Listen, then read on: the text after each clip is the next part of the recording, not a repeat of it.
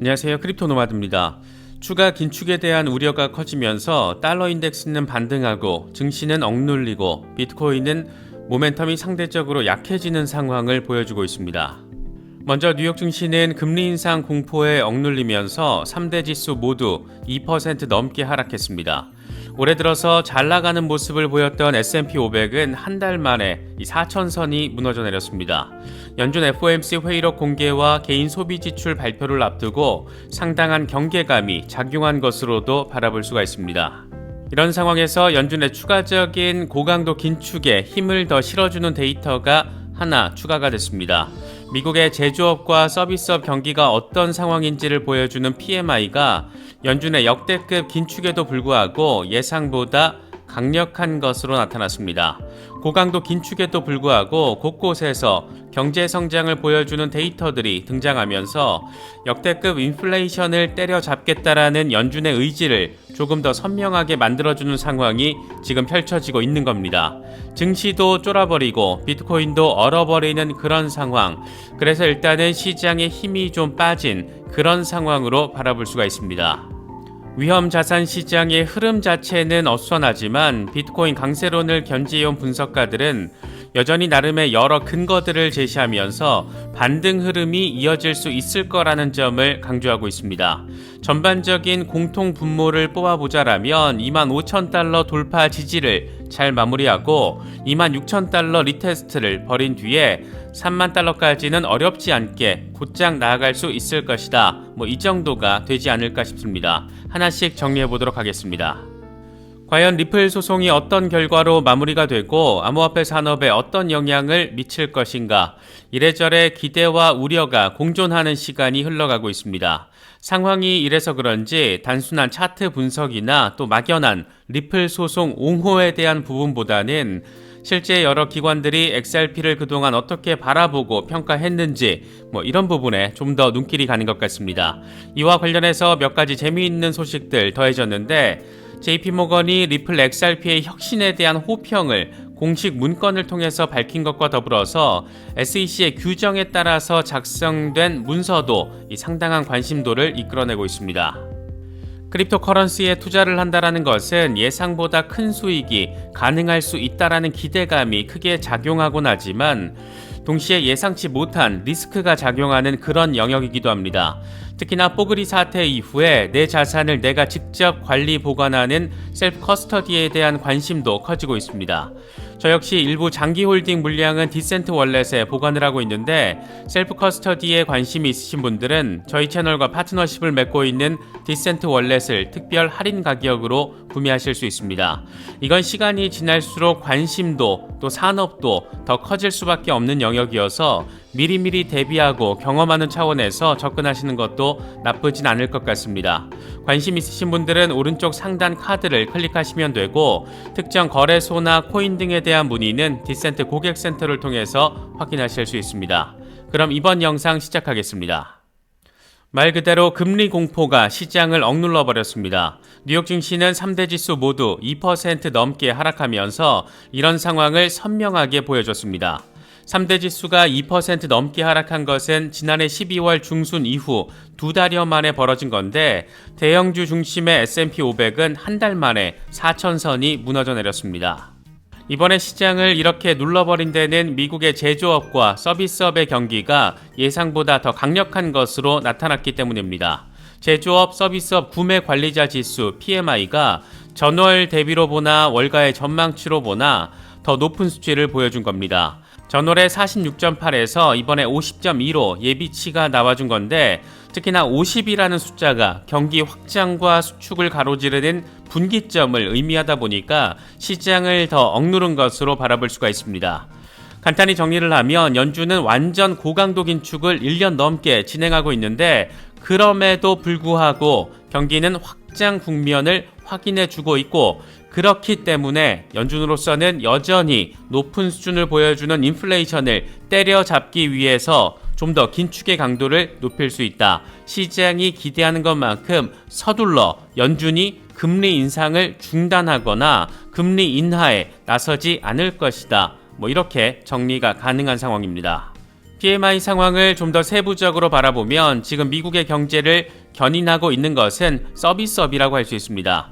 서비스업 PMI는 50.5를 기록했고 이건 전월 46.8과 비교했을 때 훌쩍 높아진 수치입니다. 제조업의 경우에는 47.8로 기준점 아래 머물렀지만 전월이나 시장 예상치보다는 높게 나왔습니다. 안 그래도 요즘 경제 연착륙이고 경착륙이고 뭐 이런 거 없이 무착륙, 노랜딩 시나리오 얘기가 아주 자주 나오고 있는데 딱 무착륙 시나리오를 뒷받침해주는 그런 데이터라고 할 수 있습니다. 이렇다 보니 연준이 예상이나 기대보다 더 많이 금리 인상을 단행해서 6월 미국의 기준금리 상단이 5.5%가 될 것이다. 이 같은 내용의 골드만삭스의 전망도 제시가 됐습니다. 얀 하추스 골드만삭스 수석 이코노미스트는 연준이 높은 인플레이션을 억누르기 위해서 3월과 5월 그리고 6월 세 차례에 걸쳐서 금리 인상을 단행해 모두 0.75%포인트의 금리 인상이 추가로 이루어질 거라고 전망을 했습니다. 그러니까 빅스텝은 시장에 무리를 줄 수 있으니까 단행하진 않을 것 같고 다만 0.25%포인트씩 두 번이 아닌 기존의 시장이 예상하고 기대했던 두 번이 아닌 세 번을 단행해서 0.75%포인트 금리를 더 올려서 금리 상단을 5.5%로 만들고 그리고 나서 연말까지 금리 동결 기조를 이어갈 것이다. 뭐 이런 얘기를 지금 하고 있는 겁니다. 우리 입장에서는 6월 정도까지는 시장에 금리 이슈가 영향을 미칠 것으로 예상을 할 수 있고 금리 인상이 없는 하반기로 접어들면서 내년 비트코인 반감기 기대감까지 맞물리면서 나름 의미 있는 강세를 하반기부터 바라볼 수 있지 않을까 뭐 그런 생각이 들기도 합니다. 증시가 이렇게 힘이 빠지다 보니까 비트코인 역시 반등 모멘텀이 살짝 빠진 상황 이어지고 있습니다. 세 번에 걸친 25,000달러 돌파 테스트가 모두 저항에 가로막혔는데 그래도 돌파 주기가 갈수록 짧아지고 있다는 점, 저항을 맞더라도 24,000달러 아래로 곧장 빠지지 않고 이 위에 자리해주고 있다는 점, 이런 것들은 추가적인 기대감을 갖게 만드는 그런 부분이기도 합니다.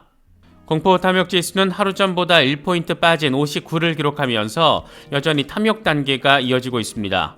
비트코인 도미넌스 역시 별다른 변동성 없이 44%대 초반에서 횡보하는 상황을 확인해주고 있습니다.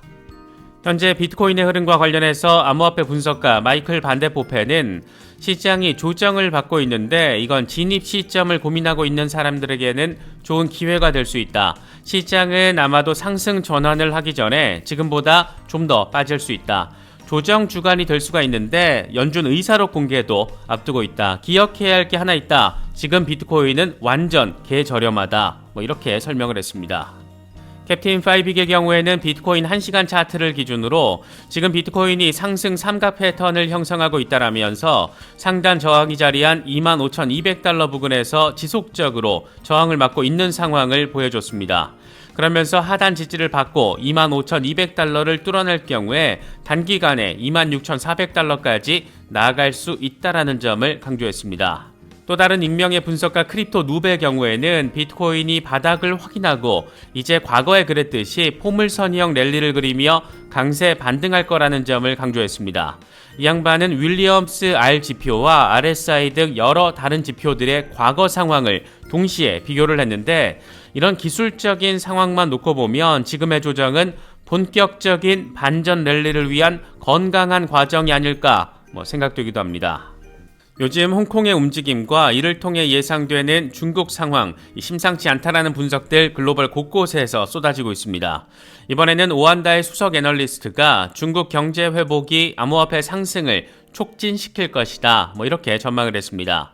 오한다의 수석 애널리스트 크레이거 얼람은 코로나 이후에 중국이 다시 문을 열고 경제가 회복되면서 암호화폐와 주식 가격이 상승할 것이다. 중국 경제에 대한 낙관론은 여전하다. 앞으로 몇 달에 걸쳐서 중국 정부가 경기 부양책을 내놓을 가능성이 높다라는 것도 긍정적인 부분이다. 이에 따라서 암호화폐와 주식은 금 가격과 달리 상승할 수 있다. 특히 비트코인의 경우에는 지난주부터 고점 탈환을 노리고 있는데 이게 성공할 경우에 추가적인 상승도 생각해 볼 수 있다. 이렇게 설명을 했습니다. 쉽게 말해서 25,000달러 돌파해내고 지지를 받으면 추가 반등 가능하다. 이런 말을 지금 하고 있는 겁니다. ISO 20022 시대가 본격화 국면을 앞두게 되면서 블록체인 기업으로서 유일하게 멤버십에 참여하고 있는 리플에 대한 주목도가 높아지는 것은 어쩌면 당연한 것일지도 모르겠습니다. 이번에는 JP모건이 과거에 발표했던 보고서 내용이 관심을 끌고 있는데, 이건 결국 JP모건 역시 언젠가 XRP를 활용한다라는 것을 의미하는 것 아니겠느냐, 이런 다소 희망이 강하게 깔린 그런 말들도, 그런 얘기들도 나오고 있습니다. 이건 JP모건이 각국 중앙은행과 민간 기업이 국경 간 송금을 위해서 진행하고 있는 노력을 보여주는 것이라면서 정리를 한 건데, 위쪽의 표를 보면 스위프트와 리플의 이름을 확인할 수가 있고, 아래쪽에는 각국 중앙은행들이 CBDC와 관련해서 어떤 노력을 진행하고 있는지를 간단히 정리를 해놨습니다. 먼저 위쪽의 민간 영역 상황을 보면 개인적으로는 스위프트와 리플의 비교가 가장 선명하게 느껴지는데, 송금 비용 측면에서는 리플과 스위프트가 쌤쌤, 거래 시간 측면에서는 리플의 압승, 거래 투명성에서는 스위프트가 소폭 우위, 이렇게 비교가 되어 있습니다. 이런 내용만 보면 거래 투명성 측면에서 스위프트가 좀 더 우위에 있는 것 말고는 다른 측면에서 종합적으로 봤을 때 리플의 압승이라고 정리가 가능합니다. 이건 정말 괜히 미래를 더 기대하게 만드는 그런 부분이 아닐까 생각되기도 합니다. 각국 정부의 CBDC 진전 상황에 대한 JP모건의 분석도 재미가 있는데, 싱가포르와 캐나다 중앙은행은 CBDC 상호 운용성 테스트를 진행했고, 태국과 홍콩 중앙은행 역시 CBDC 상호 운용성 테스트를 진행했습니다. 완전한 스케일의 CBDC 테스트가 진행되는 상황도 정리가 됐는데, 싱가포르와 말레이시아, 호주, 남아공 중앙은행이 함께 공동 프로젝트를 진행했고, 태국, 홍콩, 중국, 아랍에미리트 역시 같은 내용의 공동 프로젝트를 진행했습니다. 정리하면 이 정도가 될 것 같습니다. JP모건이 바라보기에 스위프트와 리플을 비교했을 때는 객관적인 전력, 리플이 더 뛰어나다라고 할 수 있다. 각국 중앙은행들이 곳곳에서 엄청 빡세게 CBDC 테스트를 진행하고 있다. 리플은 CBDC에 최적화된 플랫폼이고, XRP가 브릿지 통화로서 훌륭한 역할을 지금 해내고 있다. 이 정도로 정리가 가능하지 않을까 생각됩니다. 과연 XRP는 통화인가 상품인가? 이건 지금 리플 소송의 화두라고 간단히 정리할 수가 있는데, 요즘 소송 약식 재판 결과를 기다리는 상황이다 보니까 과거 SEC가 XRP를 어떻게 바라봤는지 이런 내용이 담긴 공식 문건들도 공개가 되고 있습니다. 이런 거 샅샅이 뒤져서 찾아내는 거 보면 해외 XRP 홀더들도 아무튼 대단한 사람들 많이 있는 것 같습니다. 이건 베일리아드라는 캘리포니아의 투자 회사가 공표한 자체 윤리 규정인데, SEC의 규정에 따라서 작성된 윤리 강령이라는 점을 가장 첫 문장에서부터 표시하고 있습니다. 개별 기업의 윤리 강령이지만 SEC 규정에 따라서 작성된 것이니까 투자 회사 직원들은 이런 윤리 강령을 지켜야 한다라고 강조하고 있는 겁니다. 재미있는 건 암호화폐 투자와 관련해서 윤리 강령에 담았다라는 건데, 뭘 투자할 수 있고 뭘 투자해서는 안 되는지에 대해서 설명을 하고 있습니다. 내용은 이렇습니다. 암호화폐에 대한 법적 분석이 매우 복잡해서 어떤 게 증권이고 어떤 게 비증권인지 판단하기가 어렵다. 일반적으로 통화로 인정되고 현재 SEC의 규제 대상이 아닌 세 가지 암호화폐에 대한 투자를 허용하기로 결정을 했다. 여기에는 비트코인, 이더리움, XRP가 포함된다. 이 세 가지 암호화폐는 비증권으로 취급된다. 이것 말고 다른 암호화폐에 대한 투자는 금지된다. 이렇게 규정을 하고 있습니다. 이 회사가 SEC의 규정에 따라서 작성한 크립토 투자 가능 범위와 원칙을 공개하면서 비트코인, 이더리움, XRP는 커런시이고 비증권이다. 그러니까 투자해도 된다. 이렇게 얘기를 하고 있는 겁니다. 비증권이라고 규정을 한 건 아니지만 증권 성격보다는 증권이 아닌 성격이 강조된다. 이렇게 설명을 하고 있습니다. 이 문건이 작성된 게 리플 소송 바로 직후 2021년 1월 상황인데, SEC는 대체 어떤 생각으로 소송을 낸 것일까? 리플 소송이 정치적인 소송에 해당한다라는 점을 다시 한번 의심하고 또 느낄 수 있는 그런 부분이 아닐까 생각되기도 합니다. 저희 채널에서는 매주 월수금 주 3회 저녁 8시 반에 멤버십 라이브 방송을 진행하고 있습니다. 함께 이슈를 정리하면서 시장을 바라보는 관점과 의견 등을 공유하는 자리입니다.